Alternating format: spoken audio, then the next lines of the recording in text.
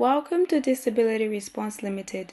This is where we believe that people with disabilities and other groups such as children, youth, and survivors of gender-based violence have the right to participate in every aspect of economic, social, cultural, and political activities in Burundi without discrimination.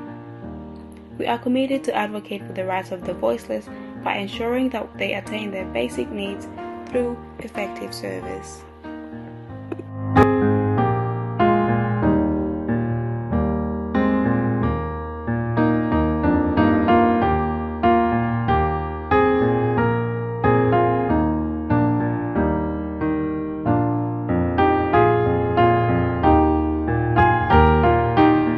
This is Ningabire Prime.